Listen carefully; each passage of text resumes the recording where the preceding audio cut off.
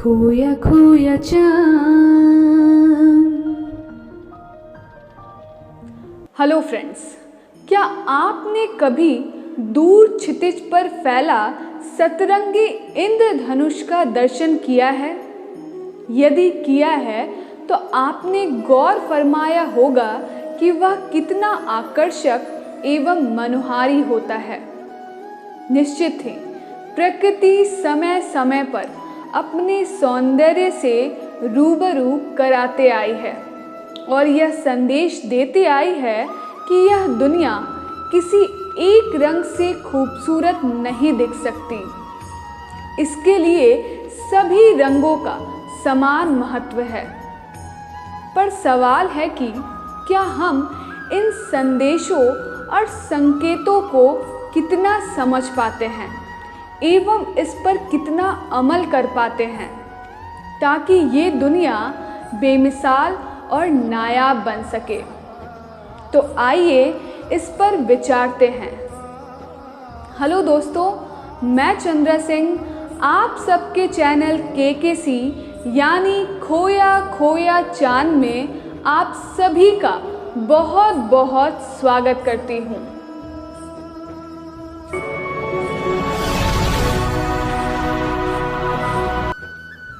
जैसा कि मैंने आज सतरंगी इंद्रधनुष की चर्चा करते हुए इस चर्चा को आरंभ किया था और आप सभी का ध्यान आकर्षित किया था कि सभी रंगों के समावेश से दुनिया खूबसूरत एवं निराली लगती है। यह सच है। इस धरा पर इसकी और भी कई मिसालें हैं।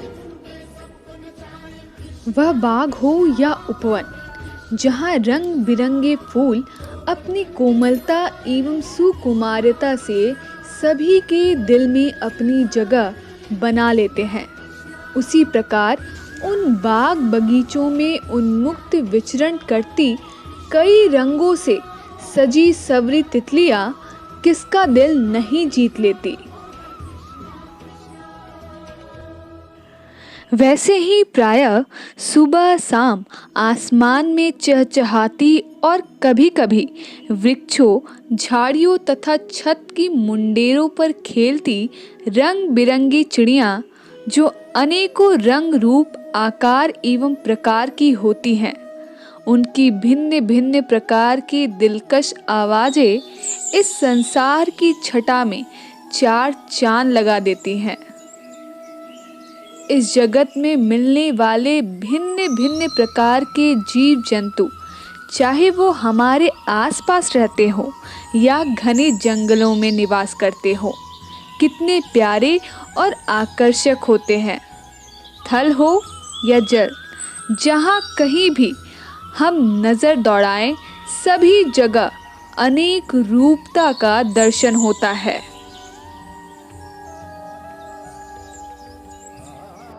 और इस प्रकार से प्रकृति यह सिद्ध करती है कि सभी सुंदर और समान रूप से उपयोगी एवं अनिवार्य है। सबका वजूद आवश्यक है। किसी को भी मिटाकर या समाप्त कर इस दुनिया को ना ही खूबसूरत बनाया जा सकता है और ना ही इस दुनिया में सुकून लाई जा सकती है। ठीक इसी प्रकार इस जहान में भिन्न भिन्न क्षेत्रों में भिन्न भिन्न रंग रूप, आकार प्रकार, भिन्न बोली भाषा, भिन्न भिन्न वेशभूषा, भिन्न भिन्न संस्कार संस्कृति एवं भिन्न भिन्न आस्था और विश्वास के इंसानों का भी वजूद है। प्रकृति सबके साथ ही अपनी पूर्णता को प्राप्त कर सकती है। मेरे दोस्तों, प्रकृति यानी नेचर इन सुस्पष्ट संकेतों और संदेशों को यदि हम ठीक से नहीं समझ पाएंगे तो हमारी यह अज्ञानता एवं मूर्खता हम सब पर बहुत भारी पड़ने वाली है। मुझे लगता है कि हम जिस धर्म या मजहब पर विश्वास या अकीदा रखते हैं, या तो हम उसे ठीक से नहीं समझते या हम उसे अपना हथियार बना अपने मशरफ का कुछ करने लगते हैं। इस साजिश को आज हम सभी को समझने की आवश्यकता है।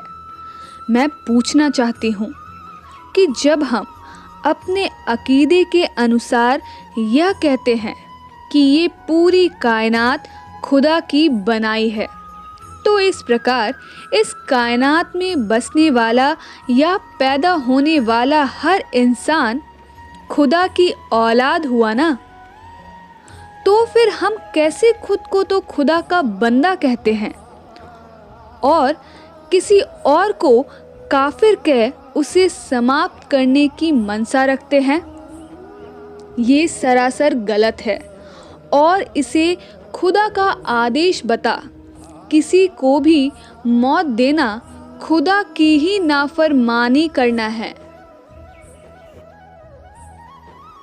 एक तरफ आप खुदा को सर्वशक्तिमान अलमाइटी कहेंगे, जिसके इशारे के बगैर एक पत्ता भी नहीं हिल सकता, तो दूसरी तरफ आप खुद उसके फैसले को अपने हाथों में ले लेंगे। ये डबल स्टैंडर्ड तो नहीं चलेगा ना।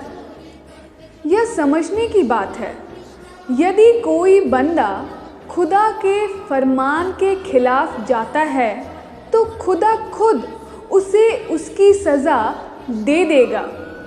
क्या खुदा ये करने में सक्षम नहीं है? और यह अधिकार किसी को कैसे प्राप्त हो गया कि वह खुदा के बिहाफ में फैसले ले? ये जो कुछ भी हो रहा है मेरे हिसाब से बिल्कुल खुदा की नाफरमानी है। लेकिन इसके लिए तो खुद उस समाज को उठ खड़ा होना पड़ेगा जिसकी उम्मीद कम ही लगती है, क्योंकि इतिहास में ऐसे अनगिनत जुल्म हुए हैं, मगर एक भी उदाहरण ऐसा नहीं है जिसमें समाज ने विरोध किया हो। ऐसे में सवाल उठता है कि फिर समाधान कहाँ है? फिलहाल मैं तो एक ही समाधान कह सकती हूँ कि जब सामने नासमझ इंसान या समाज खड़ा हो तो खुद आपको अपने हिफाजत की चिंता करनी होगी। मेरे दोस्तों, ऐसे में हमारी सनातन संस्कृति बहुत ही सरल और सुस्पष्ट संदेश देती है, जिस पर इस संसार के सभी धर्मावलंबियों एवं मतावलंबियों को गौर फरमाने की ज़रूरत है। हमारी संस्कृति के पुरोधा संत कवि तुलसीदास जी ने कहा है, सिया राम मैं सब जग जानी, करहूँ प्रणाम करे जोरी जुग पानी। अर्थात मैं समस्त जगत के प्राणियों में अपने आराध्य सीता राम का ही दर्शन करता हूँ और इसलिए मैं हाथ जोड़कर सबकी वंदना करता हूँ। संदेश साफ है। सभी धर्म जिन पर उनकी अपनी आस्था है वह यह मान ले कि उनके ईश्वर या गॉड की बनाई गई यह दुनिया है, इसीलिए सभी बराबर के सम्मान और आदर के पात्र हैं। और इस संदेश को सही सही समझकर सही सही पालन करें तो हमारी यह धरती स्वर्ग बन जाएगी। मैं तो कहूँगी कि यह स्वर्ग ही है, लेकिन हम अपनी नासमझी से इसे नर्क बनाते जा रहे हैं, और नर्क बनने से बच जाए तो शायद ज़्यादा सही होगा। इसी सुविचार के साथ आज यहीं विश्राम लेते हैं और अगले एपिसोड का इंतज़ार करते हैं। जय हिंद।